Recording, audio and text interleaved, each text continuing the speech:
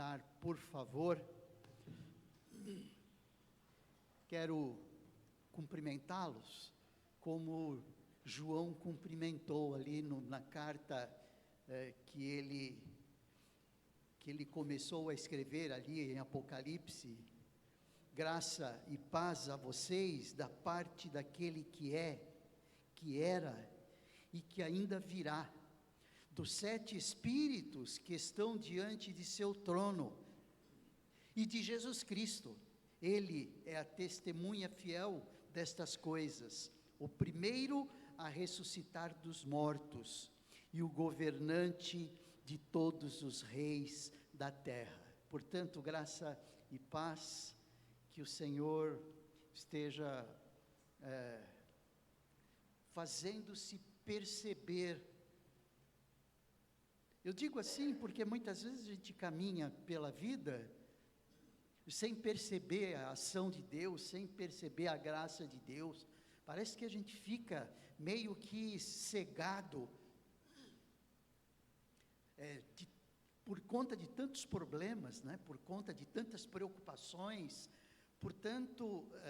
por conta de tantas coisas que passam na mente, que cansam as nossas emoções. Enfim, é o dia a dia, é estressante muitas vezes, não é? Parece que a gente perde a noção de que nós temos um Deus presente. O que você acha disso? Um Deus presente, um Deus atuante, um Deus que nos cobre de bênçãos, nos dirige os caminhos.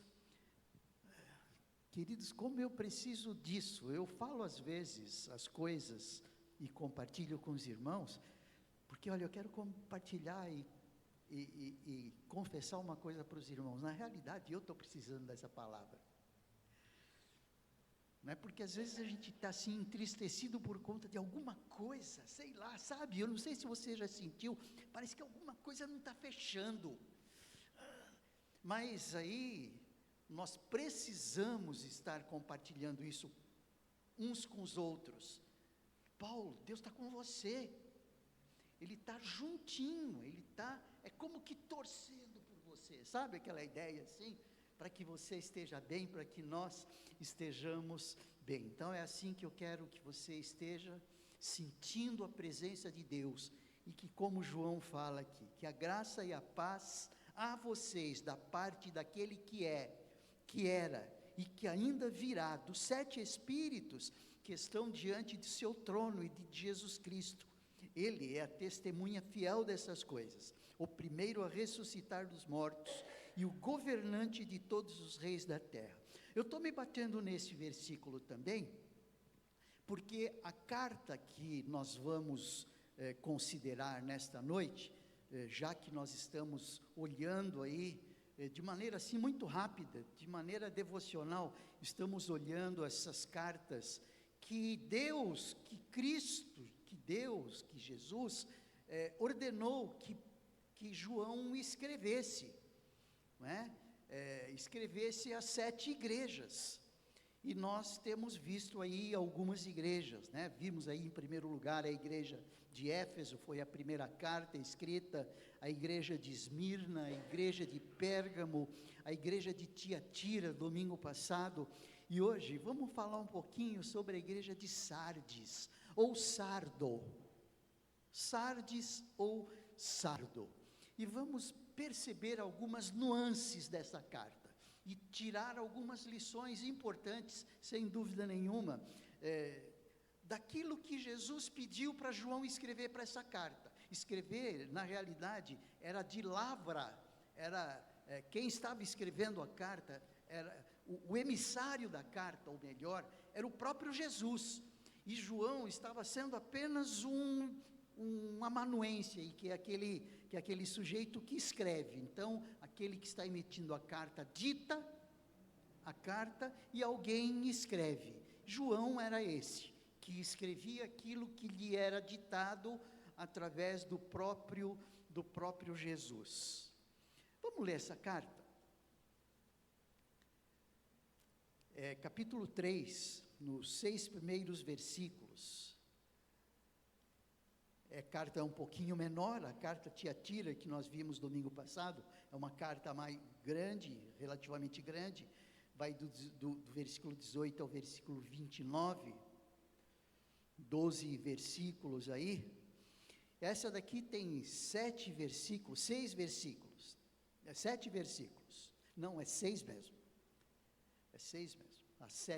O sétimo versículo começa a carta à igreja de Filadélfia. Quando eu começar e quando nós começarmos a ler essa carta, você vai perceber por que eu quis ler aquele texto ali de João, aproveitando o cumprimento com graça e paz, tá bom? Vamos lá? Capítulo 3 de Apocalipse, os 6 primeiros versículos. Escreva esta carta ao anjo da igreja em Sardes. Esta é a mensagem daquele que tem os 7 Espíritos de Deus e as 7 estrelas. Sei de tudo o que você faz. Você tem fama de estar vivo, mas está morto. Desperte, fortaleça o pouco que resta, pois até mesmo isso está quase morto. Vejo que as suas ações não atendem aos requisitos de meu Deus. Lembre-se do que ouviu e no que acreditou no princípio. Agarre-se a isso com firmeza. Arrependa-se. Se não despertar, virei subitamente até você como um ladrão. Há alguns em Sardes, no entanto, que não mancharam suas roupas com o mal. Eles andarão comigo vestidos de branco, pois são dignos. O vitorioso será vestido de branco. Jamais apagarei seu nome do livro da vida, e confirmarei diante de meu Pai e de seus anjos que ele me pertence. Quem tem ouvidos para ouvir, ouça o que o Espírito diz às igrejas. Então, quem escreve esta carta é uma pessoa da Trindade, que nós podemos perceber que João já menciona ali no versículo 4, né? Graça e paz a vocês, da parte daquele que é, que era e que ainda virá, dos 7 Espíritos que estão diante de seu trono e de Jesus Cristo. E depois, no versículo 20, ele diz, do capítulo 1, tá bom? Este é o significado do mistério das 7 estrelas que você viu em minha mão. Então, dá para perceber que aquele que se identifica no capítulo 1, ele se identifica também da mesma forma nos primeiros versículos, ou especialmente no primeiro versículo de cada carta, porque no capítulo 1 ele vem fazendo algumas identificações, e em cada uma dessas cartas, ele usa uma dessas identificações, e aqui na igreja de Sardes, ele usa essa, que é a mensagem daquele que tem os 7 Espíritos de Deus e as 7 estrelas. Muito bem, essas igrejas que nós temos refletido aí, estudado, a igreja de Éfeso, Esmirna, Pérgamo, Tiatira, Sardes, Filadélfia e depois a igreja de Laodiceia, cada uma delas tem uma característica. Na realidade, são características que abrangem as igrejas de todos os tempos.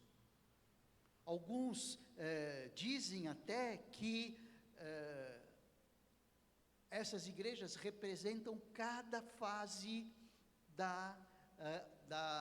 do cristianismo. Então, a igreja de Éfeso era chamada a igreja sem amor, volta ao primeiro amor. A igreja de Esmirna era considerada a igreja perseguida. A igreja de Éfeso, por alguns, eram consideradas aquelas primeiras igrejas do primeiro século. A igreja de Esmirna, a igreja perseguida, era caracterizada por aquelas igrejas do final do primeiro século e do segundo e começo do terceiro século, que eram demasiadamente perseguidas pelo Império Romano, que as pessoas eram mortas mesmo, eram jogadas em tonéis de água, de óleo fervente, eram colocados aí para servirem tochas para iluminação de cidades, eram jogados aos leões, em coliseus, ou seja, são coisas absurdas, que vai muito além de história fictícia, porque são histórias reais. Ainda existem hoje algumas igrejas que estão perseguindo os cristãos, mas menos do que naquela época, mas está sendo mais perseguido. Então nós vemos uma perseguição intensa na Índia, não é?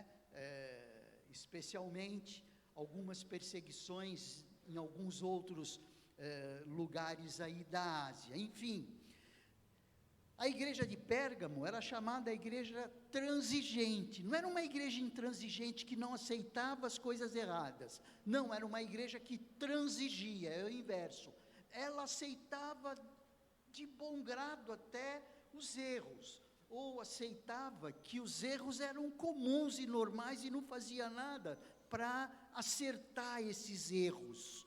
Então era chamada uma igreja transigente.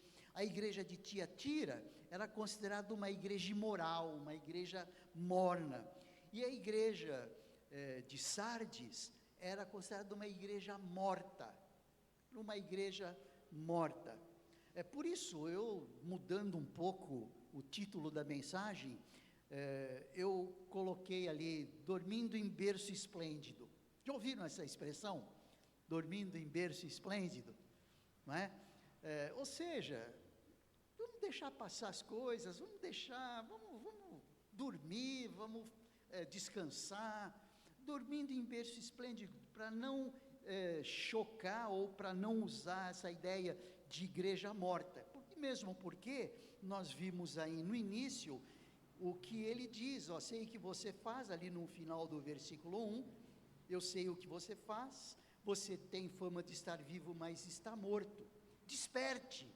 Então, com a ideia de, olha, dormindo em berço esplêndido, então, vê se desperta, vê se você atina para a realidade do que eu quero de você como igreja, e não tenha uma postura morna, uma postura sem responsabilidade, uma postura sem compromisso, uma postura descompromissada.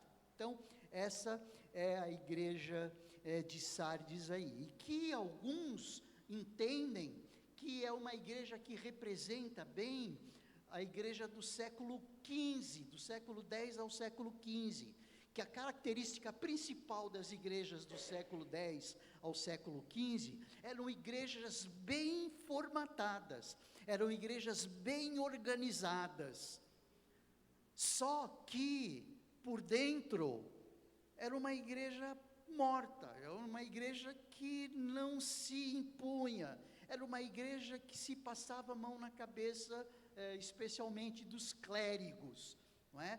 Onde a igreja era bonita por fora, tipo um túmulo, muitos bonitos por fora e por dentro uma coisa horrível ali, não é? Então alguns entendem aí que essa igreja de Sardes ou de Sardo representa bem aquela igreja do século XV, que depois, pela postura de Martinho Lutero, deu uma avivada. Então essa igreja de Sardes ou de Sardo é uma igreja que está precisando de um avivamento. A gente vai falar mais para o final da mensagem sobre essa questão aí do avivamento. Muito bem, essa igreja de Sardes era uma igreja que estava sob o olhar de Jesus. Nós vimos ali no começo, principalmente na carta à igreja de Éfeso, que Jesus está no meio da igreja, ou seja, o próprio Deus está acompanhando todos os movimentos. Deus conhece o que a igreja pensa, Deus conhece como a igreja opera, conhece as suas dificuldades, os seus problemas. Tanto é que no começo desse versículo, aqui do versículo 1, ele diz, sei de tudo o que você faz. Ou seja, a igreja de Pérgamo, ele tinha também essa ideia, essa conotação ali no versículo 13 do capítulo 2. Conheço o lugar onde você vive. Ou seja, Deus conhece tudo, Ele sabe.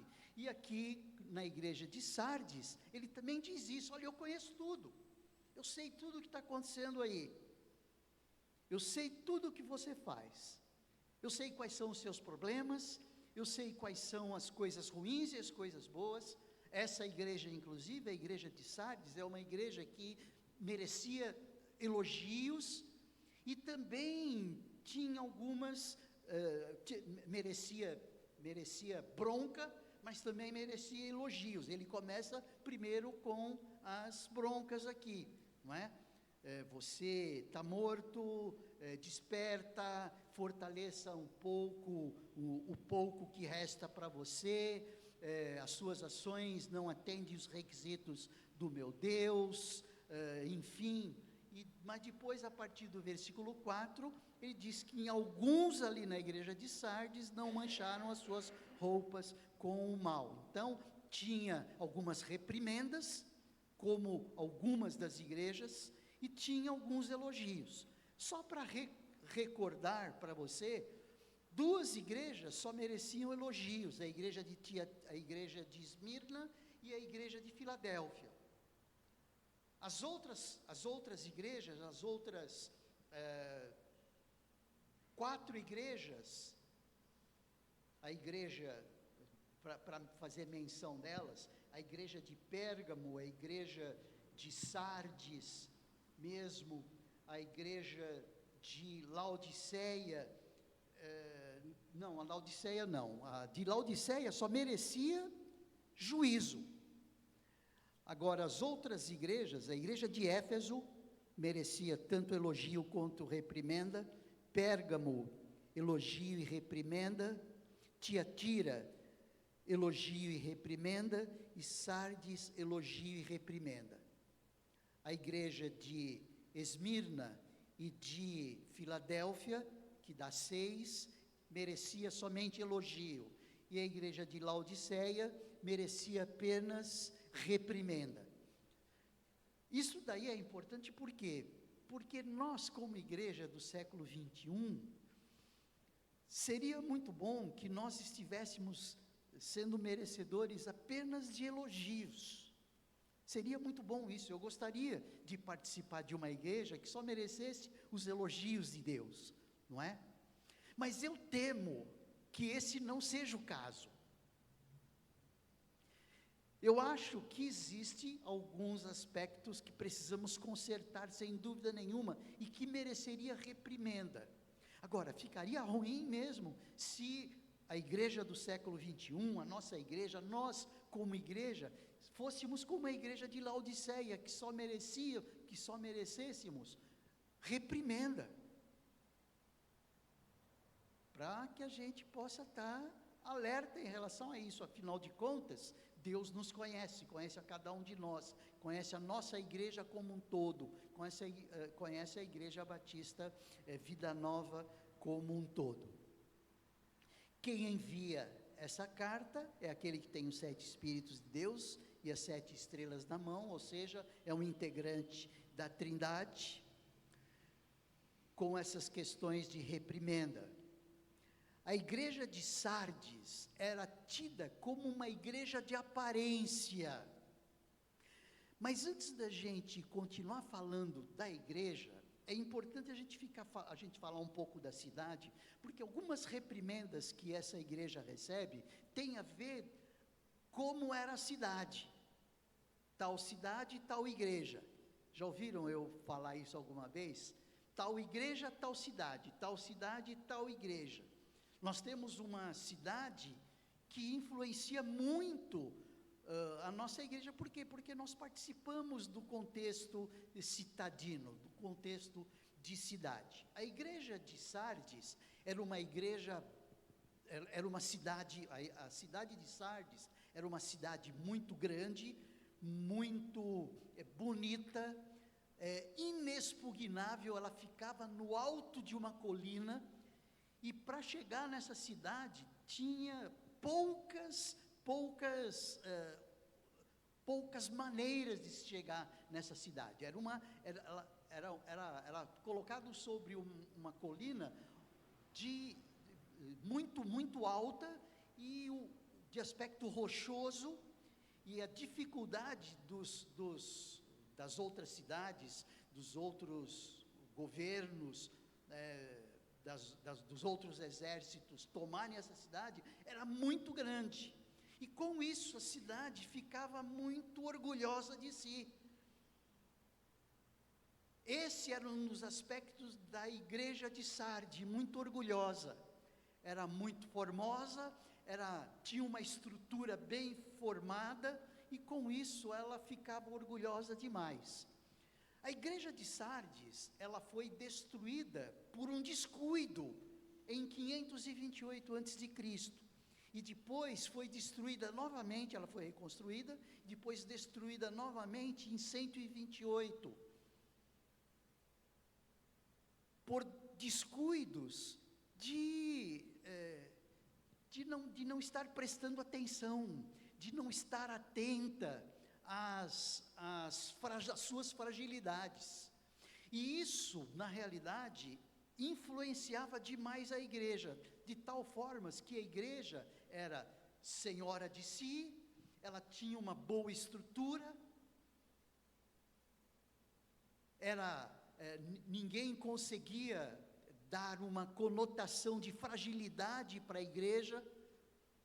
No entanto, era uma igreja que não estava atenta a isso. Era uma das fragilidades da igreja, assim como era uma das fragilidades da cidade, ou seja, pouca vigilância, eles não vigiavam. Por isso que quando o mensageiro envia, o emissor dessa carta, escreve essa carta, ele diz ali, no capítulo 3, agarre-se com isso com firmeza, veja suas ações, não atentem aos requisitos do meu Deus, fiquem vigilantes. Em algumas versões diz ali, fiquem vigilantes.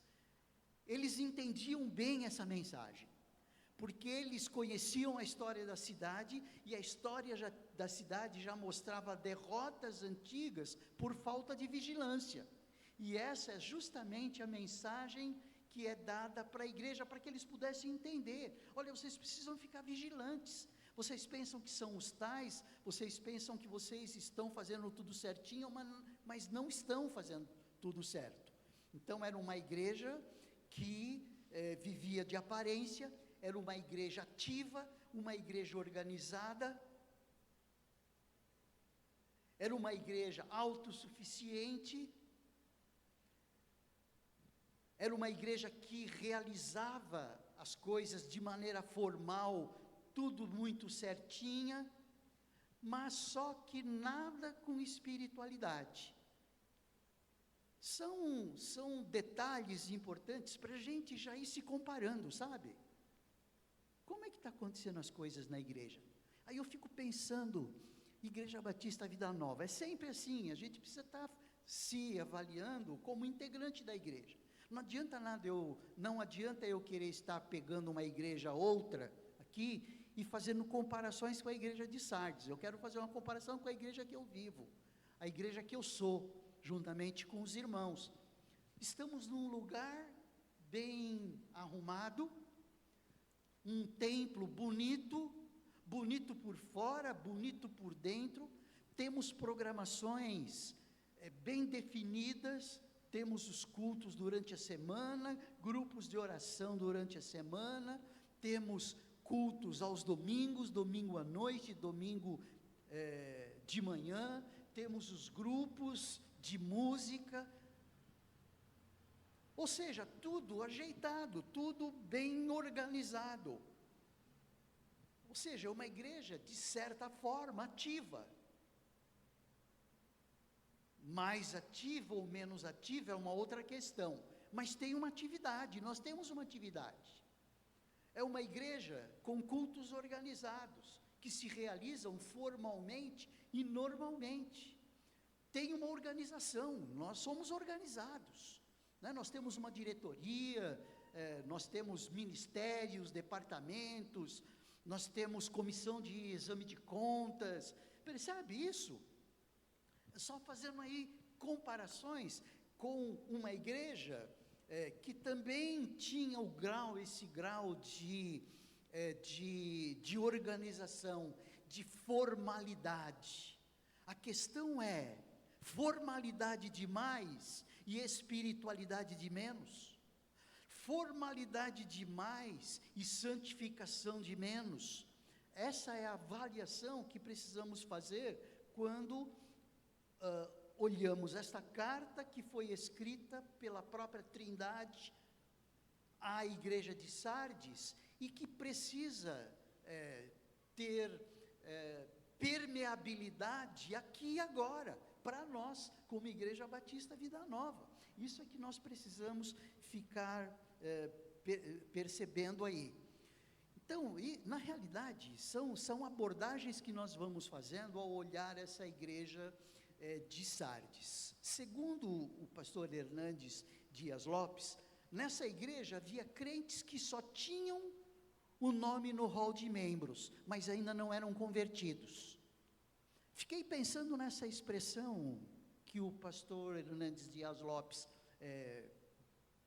colocou. Será que toda a nossa membresia é crente convertido?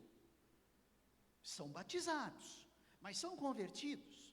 São avaliações, não estou apontando para ninguém absolutamente, mas são algumas colocações para a gente poder avaliar e refletir.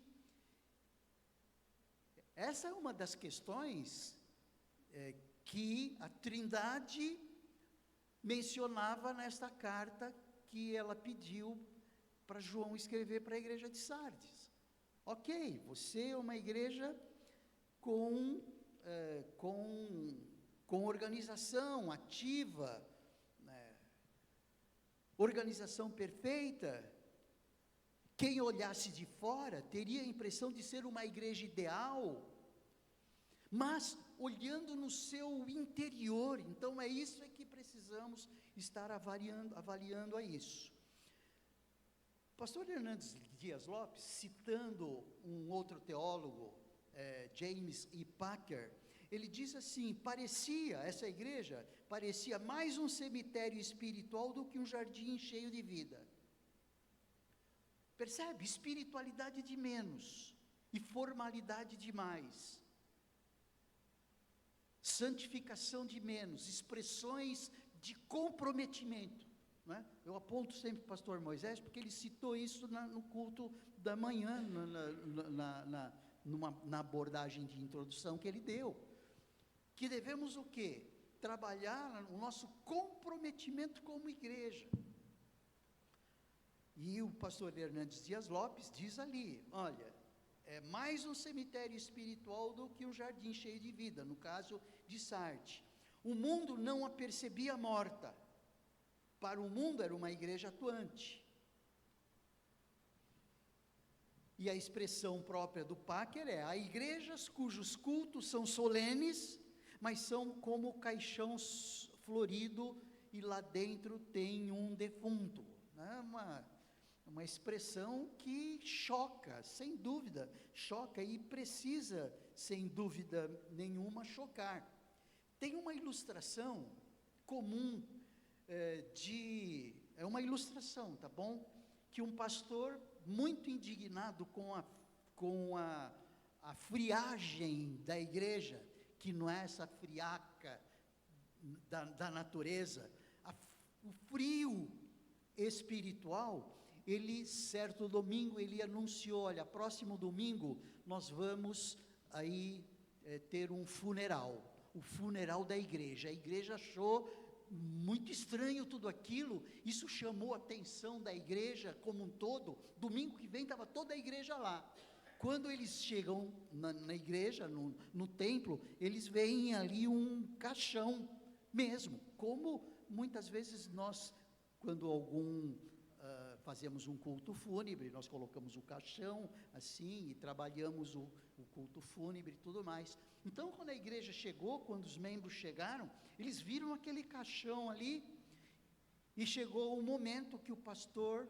convidou a igreja para ver, convidou os membros da igreja para ver a igreja dentro do caixão. Só que dentro do caixão, no visor, lá dentro tinha um espelho. Todas as pessoas que iam olhar quem é que estava lá dentro do caixão, ele via si próprio. É uma ilustração, é evidente, não é? Mas, para mostrar o quê? Para mostrar a necessidade de uma autoavaliação acerca do como nós estamos sendo como igreja. O povo de Deus, os filhos de Deus reunidos, os sacerdotes do Todo-Poderoso reunidos, os embaixadores de Deus juntos. Na realidade, a mensagem é que há necessidade de um reavivamento, ou seja, precisamos voltar às origens, não é? Aquela ideia, por exemplo, como nós vimos em Atos, no capítulo 2, se você abrir aí o livro de Atos, quando logo depois da pregação de Pedro, aquelas 3.000 pessoas se converteram, tal impacto que a pregação de Pedro causou.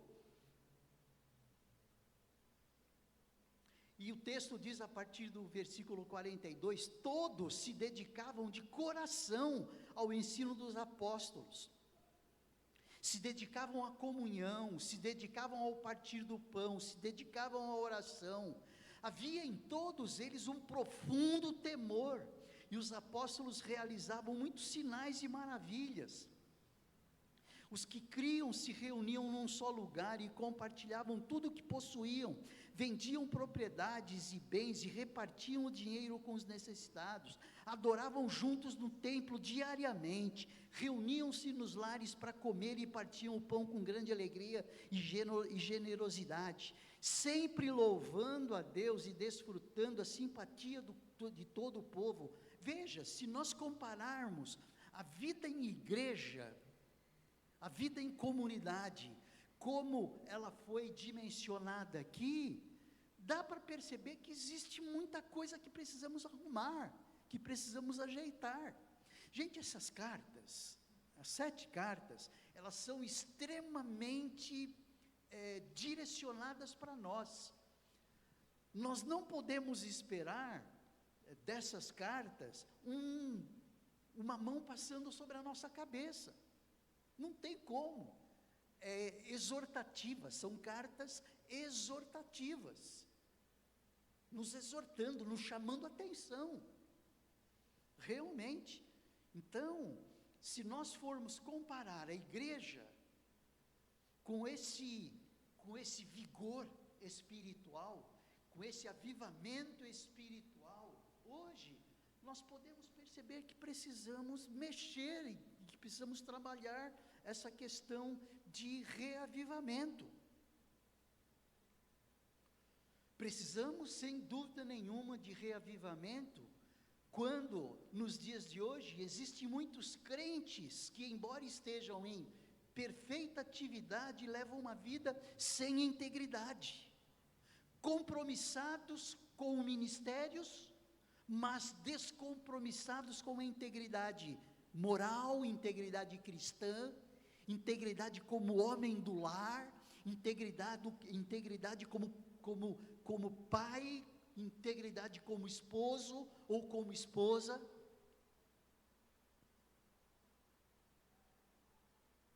Talvez o estereótipo desse casal, muitas vezes, ou dessa família, é o de uma perfeição, como a igreja de Sardes. Quando alguém olhava de fora, nossa, é uma igreja perfeita. Mas o seu modus operandi, o seu modus operandi, a sua forma de operar lá dentro, em termos de moralidade, eram horríveis. Então, precisamos realmente de avivamento, porque existe o quê? Hipocrisia, ostentando aparência de piedade, mas negando o seu poder, como fala Timóteo, no capítulo 2 de 2 Timóteo, no capítulo 3 de 2 Timóteo, no versículo 5, ou seja, vivendo um faz de conta da religião. Gente, é grave, não é? O que você acha? É complicado, complicado. Em Isaías, se nós pegarmos aí o texto de Isaías, se você abrir Isaías no capítulo 1, olhem só como Deus chama a atenção do seu povo.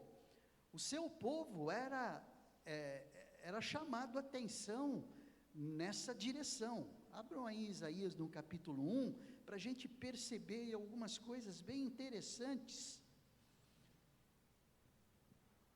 Quando ele diz ali a partir do versículo 2, ouçam, ó céus, preste atenção, ó terra, assim diz o Senhor, os filhos que criei e dos quais cuidei se rebelaram contra mim, até mesmo o boi conhece o seu dono, e o jumento conhece ou reconhece o cuidado de seu Senhor, mas Israel não conhece seu Senhor, meu povo não reconhece meu cuidado por ele. Como é pecadora esta nação, sobrecarregada pelo peso da culpa. São um povo perverso, filhos corruptos que rejeitaram o Senhor, desprezaram o Santo de Israel e deram as costas para ele. Por que continuam a atrair castigo sobre si? Vão se rebelar para sempre?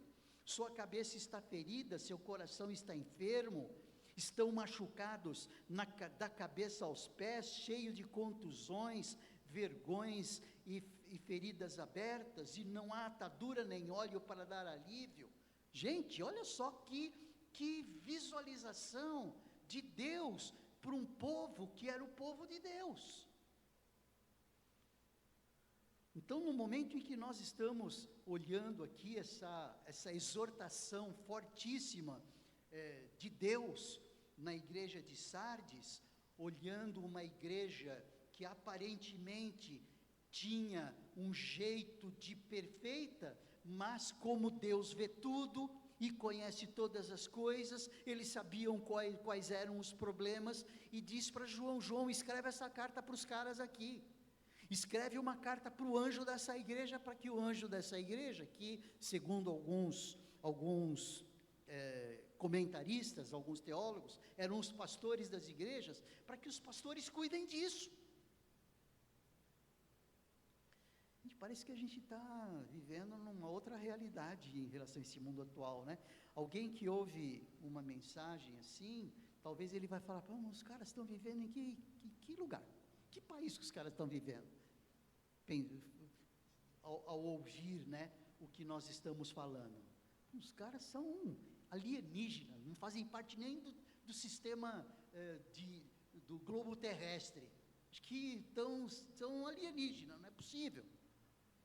Mas é que realmente não tem nada a ver com a maneira, não tem nada a ver com a maneira como a cabeça humana opera. Perceberam que é diferente? Nada a ver, nada a ver.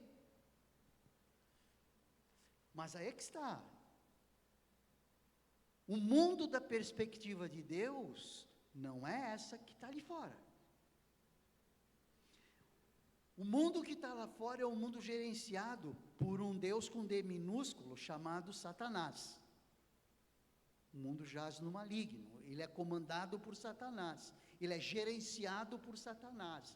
As pessoas operam segundo inspiração satânica. Agora, nós temos o Espírito Santo habitando em nós, é diferente. Por isso é que para alguns, para esses, nós estamos num outro mundo. Estamos mesmo. Pelo menos deveríamos estar. Pelo menos deveríamos estar. Existe crente se contaminando abertamente com o mundo. pecado infiltrado na igreja, vida moral frouxa, em outras palavras. O que a igreja de Sardes precisa fazer, é mencionado na carta aqui, quando ele diz, olha, vocês são tudo isso aí, lembre-se do que você ouviu, e do que acreditou no princípio, agarre-se a isso com firmeza, arrependa-se, se você não se despertar, eu virei subitamente a você como um ladrão, ou seja, sejam vigilantes. Ser vigilante significa estar atento ao quanto eu estou me amoldando a esse sistema de mundo. Isso é ser vigilante. Ser vigilante significa estar questionando se a maneira como eu estou pensando, se a maneira como eu estou agindo, se a maneira como eu estou falando, se a maneira como eu estou agindo no meu lar, se a maneira como eu estou tratando os meus filhos, se a maneira como eu estou agindo no trabalho, se isso está em função daquilo que Deus requer de mim ou que o mundo entende como normal. Por isso que o apóstolo Paulo fala, não amoldeis a este mundo, mas transformai-vos pela renovação da vossa mente. Percebe? Olha aí, ó. Altamente exortativa. Ser vigilante, fortalece o que resta. Tem aí um restante de espiritualidade, tem aí um restante de temor. Vamos fortalecer isso daí, vamos fortalecer a espiritualidade.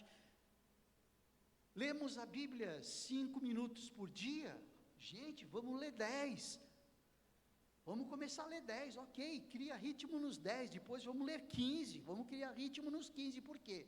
Porque é o alimento da nossa alma, da nossa vida. Eu participo da igreja de Jesus quanto? Eu participo trabalhando quanto? Gente, ser vigilante, atento ao que eu estou fazendo, como eu estou fazendo. Vamos fortalecer o que resta. Lembrando-nos do que nós ouvimos, porque muitas vezes nós perdemos aquele primeiro amor, sabe aquele primeiro encanto do cristianismo? Nossa, a gente fica vibrando aí, depois as coisas vão esfriando, as coisas não vão acontecendo como a gente acha que tem que acontecer, a gente vai começando a perceber o preço é alto, Jesus morreu na cruz, Jesus entregou-se por mim, e o que a gente quer? Aquele que quiser vir após mim, negue-se a si mesmo. Perdemos o senso do quanto precisamos pagar de preço. Queremos participar da glória de Deus e não da cruz de Cristo.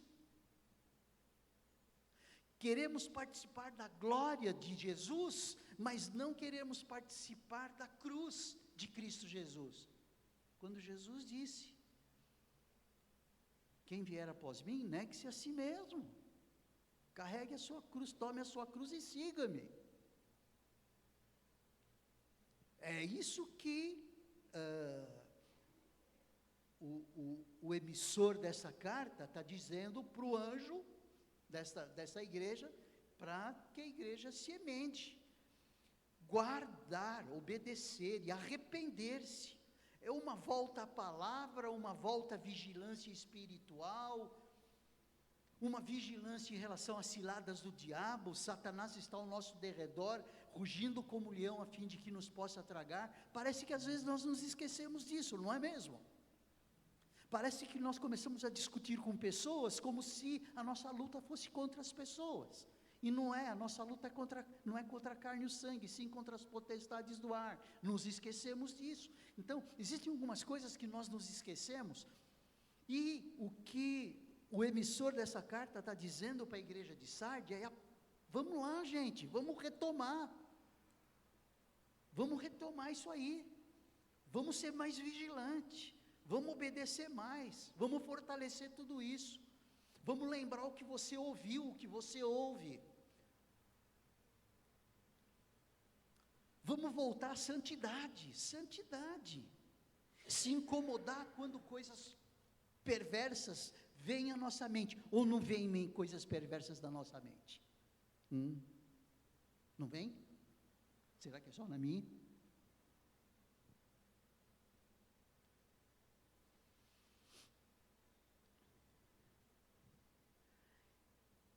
Reavivamento, quando nós olhamos ali, segundo Crônicas 7,14, que foi o texto que me veio à mente, né, preparando tudo isto, né, se o meu povo que se chama pelo meu nome orar, se humilhar, buscar minha presença e afastar-se dos seus maus caminhos, eu ouvirei dos céus, sararei a sua terra.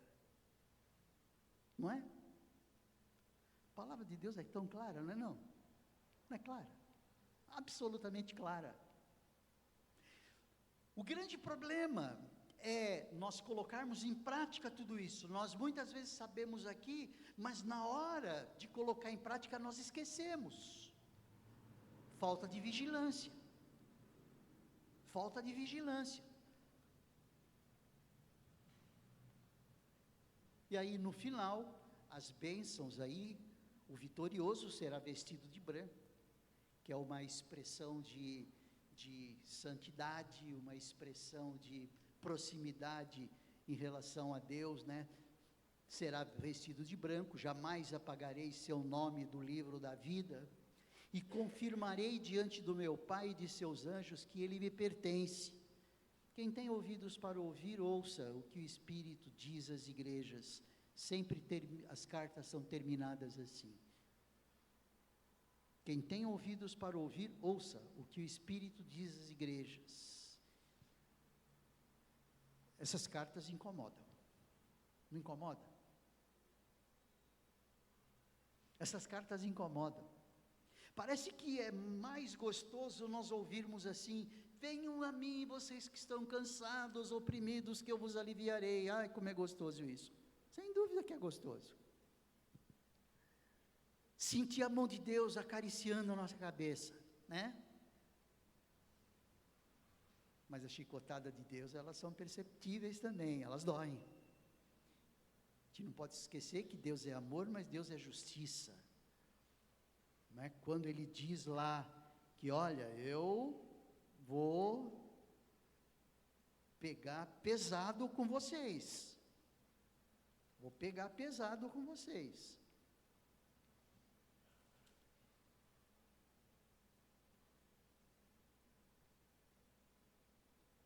Se não despertar, virei subitamente até você como um ladrão.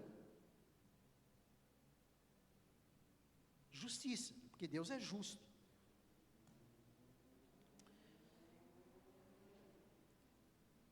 Ao vencedor, o Senhor há de nos dar a coroa da vida. O vencedor, aquele que é de Deus, vence. Mas isso não significa que ele vai levar na flauta, não, ele vai precisar lutar sim, por quê? Porque ele é carne, né, também.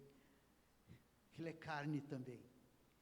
Então é aquela questão de vigilância mesmo, ser vigilante. Fique esperto, fica esperto. Que isso possa marcar a nossa vida como igreja. Você que está aqui, você que nos acompanha pela internet, vale a pena refletir nisso. Fique com isso na mente, fique remoendo isso na sua mente, no seu coração, e em oração fala: Senhor, fala comigo, me cobra mesmo, eu quero ser cobrado pelo Senhor. Eu quero sentir o incômodo da tua justiça, que é para a gente poder tomar posição. Precisamos disso como igreja. Vamos orar, vamos pedir que o Senhor nos ajude diante de uma carta como essa, que foi escrita à igreja de Sardes, mas que tanto nos pode falar na igreja contemporânea, na igreja de hoje. Senhor Deus, pedimos que nós possamos receber esta exortação de maneira direta, assim como a igreja de Sardes recebeu, que nós possamos, como Igreja Batista Vida Nova, receber esta palavra de exortação, esta palavra de chamada de atenção, acerca do quem somos, o que fazemos com uma salvação tão maravilhosa, tão grandiosa, como esta que foi direcionada para nós. Ajuda-nos, ó Deus, e que isso passe a incomodar a nossa vida, que nós não estejamos tranquilos, vivendo como se tudo tivesse tranquilo e bem. Não, que nós possamos, ó Deus, estar intranquilos, sim, para estar avaliando o que precisamos mudar, o quanto precisamos ser mais vigilantes, o quanto precisamos ser mais obedientes, o quanto precisamos ser mais santos, o quanto precisamos ser mais compromissados, o quanto precisamos ser mais responsáveis. Por favor, ó Deus, nós precisamos disso, que o Teu Espírito nos ajude nisso. Marca, Senhor, a nossa vida, não só com a certeza da salvação, mas também com o que precisamos fazer para sermos mais fiéis ao Senhor. Oramos em nome de Jesus, amém. Vamos ficar em pé, queridos, vamos cantar.